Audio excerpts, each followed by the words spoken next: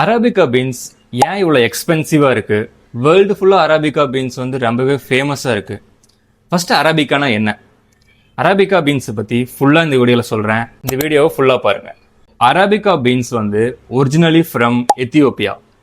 எத்தியோப்பியாங்கிற கண்ட்ரியில் தான் அந்த பீன் வந்து உருவாச்சு. ஸோ அங்கேருந்து நிறைய அரப் கண்ட்ரிஸ் தான் இந்த வேர்ல்டு ஃபுல்லாக சப்ளை பண்ணாங்க. வேர்ல்டு ஃபுல்லாக இருக்க பீப்புள்ஸ் வந்து அரேபியன் கண்ட்ரிலேருந்து அந்த காஃபி வரனால அரேபியன் காஃபி அப்படின்னு நேம் வச்சாங்க. அது போக போக அரபிகா காஃபின்னு ஆச்சு. இதனால தான் அந்த அரபிகா பீன்ஸுக்கு அரபிகா அப்படின்னு நேம் வந்துச்சு. ஓகே, இப்போ அரபிகா பீன்ஸோட டேஸ்ட் எப்படி இருக்கும்?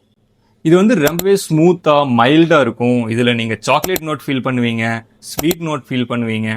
எனக்கு பர்சனலாக இந்த அரபிகா பீன்ஸ் வந்து ரொம்பவே பிடிக்கும்.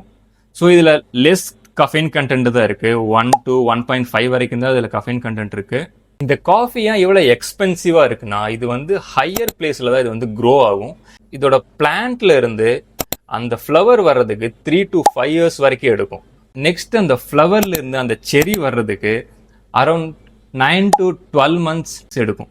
இதனாலேயே இந்த காஃபி பீன் ரொம்ப எக்ஸ்பென்சிவாக இருக்கு. இந்த காஃபி பீனோட சைஸ் வந்து ஓவல் ஷேப்ல இருக்கும். சைஸ்ல ரொம்பவே பெருசா இருக்கும். நடுவில் வந்து இந்த மாதிரி கர்வ் இருக்கும். ஸோ இதை வச்சு நீங்கள் இந்த அரபிகா பீன்ஸ் வந்து ஐடென்டிஃபை பண்ணலாம். ஸோ இதோட டேஸ்ட் வந்து ரொம்ப அடிக்டிவாக இருக்கனால நிறைய கஃபேஸில் இது வந்து ஒரு ஸ்பெஷாலிட்டி காஃபியாக இருக்குது. நிறைய ப்ரீமியம் ட்ரிங்க்ஸில் இந்த காஃபி மட்டும்தான் ஆட் பண்ணுவாங்க. ஸோ இந்த மாதிரி காஃபியை பற்றி இன்ஃபர்மேஷன் உங்களுக்கு வேணும்னா என்னை ஃபாலோ பண்ண மறந்துடாதீங்க.